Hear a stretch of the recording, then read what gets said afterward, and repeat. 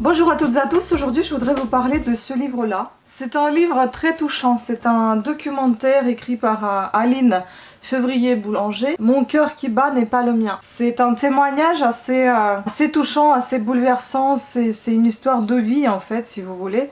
Le livre est assez court, ça se lit assez rapidement, mais bon, il y a des moments assez difficiles à encaisser on va dire, parce que vous êtes complètement dans la peau de cette jeune femme avec ses peurs, avec ses angoisses.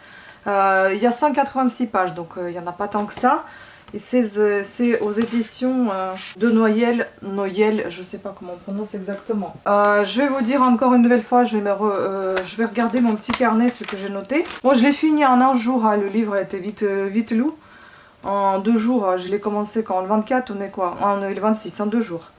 Donc ça commence en fait par raconter donc son histoire, que son grand-père et son père étaient décédés suite à cette maladie de cœur gros, de gros cœur, de cœur sabot. En fait ça s'appelle comme ça parce que le cœur il commence à prendre, il grossit, il grossit d'un seul côté, il commence à prendre la forme d'un sabot et du coup ça s'appelle cœur sabot. Donc on parle de sa vie ici, surtout, enfin je crois que son père il est décédé quand elle avait 3 ans il me semble, donc sa mère a dû suivre, comment dire, sa mère a été confrontée à cette mort on va dire un peu subite, parce qu'il est mort à 29 ans je crois, il avait 29 ans son mari. Du coup elle s'est remariée après avec un homme et c'est le beau-père de cette Aline qui va la soutenir, qui va l'aider, qui va l'accompagner également à l'hôpital, etc. Enfin, à passer les tests, à la réconforter un peu. Il faut savoir aussi que... Alors, je vous disais aussi ici les phrases et je vais vous dire ce que j'en pense par la suite. Donc, 28, à la page 28. À la page 28, nous avons, j'ai marqué donc la phrase... difficile, la phrase d'angoisse difficile et marquante. D'abord le bac, si j'arrive à marcher jusque là sans étouffer, si je peux monter un fichu escalier, si mes cauchemars me laissent en paix, si le réveil cesse de me narguer de ses yeux rouges en égrenant les secondes et les minutes de chaque nuit jusqu'à l'aube. En fait ce qui se passe c'est qu'elle fait beaucoup de cauchemars, elle dort quasiment pas, elle est constamment en train de cogiter et réfléchit tout le temps sur ce qui va se passer. Comment elle se comportera et comment elle va se comporter et comment elle se comporte maintenant. C'est assez difficile, on lui a parlé à son âge, à son jeune âge, quand elle avait 13 ans, je crois qu'il y a une possibilité de greffe de cœur parce que ça va pas durer longtemps comme ça. Du coup, elle essaye d'oublier cette pensée, elle n'y pense pas trop et au final, elle essaie de ne pas y penser, mais au final, ça cogite tout le temps dans sa tête. Du coup, elle fait plein de cauchemars et son réveil, elle le voit comme un ennemi avec les yeux rouges à chaque fois.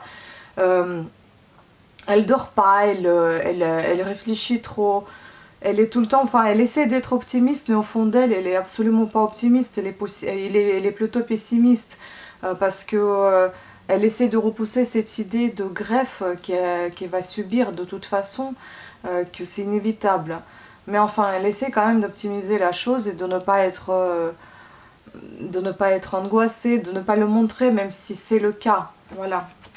Donc en fait c'est quelqu'un d'assez fort mentalement parce que je sais pas comment c'est possible de subir ce genre de choses, de vivre avec. Enfin bon, après on va dire elle n'a pas le choix, mais il y a des gens qui baissent les bras, elle n'a pas baissé et ça vraiment c'est très fort à cet âge là. Déjà à 13-14 ans elle pensait à tout ça, elle a essayé de faire avec, elle a essayé de faire du sport. Au bout d'un moment elle a compris que bon c'était compliqué, c'était pas possible, elle a dû refuser ses amis d'aller les voir. Des fois les amis la comprenaient pas, ils comprenaient pas pourquoi elle était tout le temps fatiguée.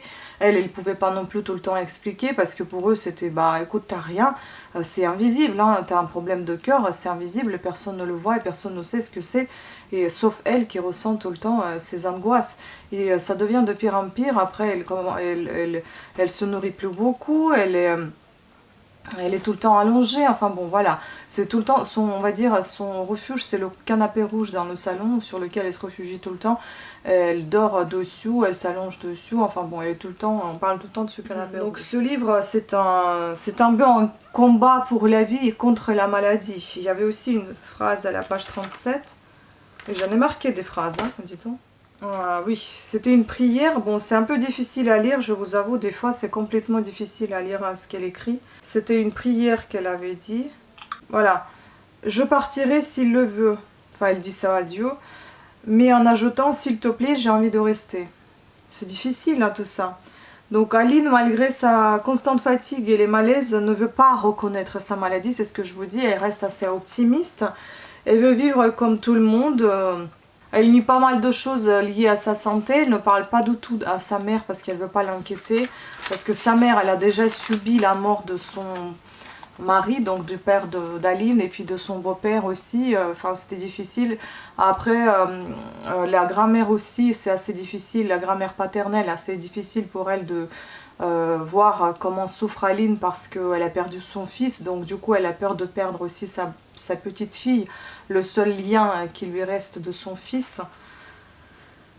À la page 120 aussi, il y avait quelque chose qui m'avait marqué, mais je ne vais pas vous tout dévoiler parce que du coup, ça veut dire que je vous raconte toute l'histoire et ça va pas le faire. Malgré la torture, une pensée me réjouit. Si je meurs de soif, c'est que je suis bien vivante.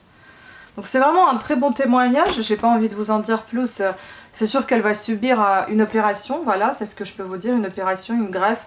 Et en fait, ce qui se passe, c'est que les noms des chapitres parlent d'eux-mêmes, donc ça veut dire mon cœur a quelque chose à vous dire, ça commence comme ça. Ensuite, le cœur sabot, le calvaire silencieux, ultime épreuve, mes gardes du cœur. Jeu de mots, drôle de sursis, bonne chance, naissance, journal de campagne, devenir grande, mon cœur a encore quelque chose à vous dire. C'est vraiment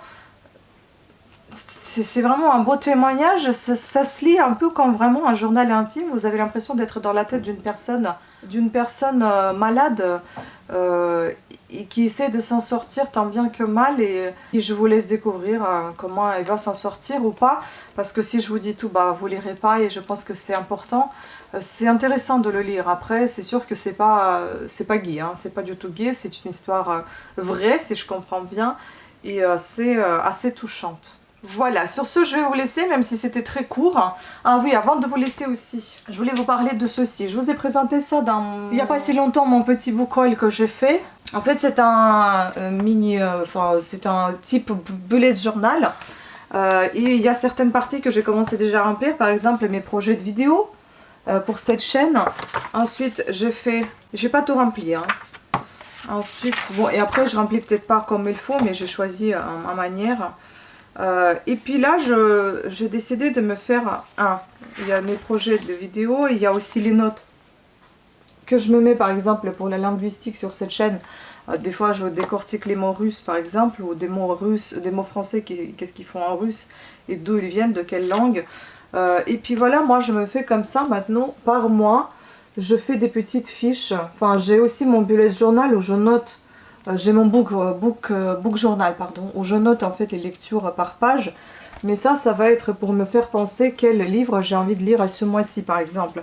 J'ai presque rempli ma mission, il m'en reste celui-ci, le mois n'est pas encore terminé. Il faut savoir que je filme le 26 janvier, la vidéo sortira plus tard, mais enfin bon, voilà.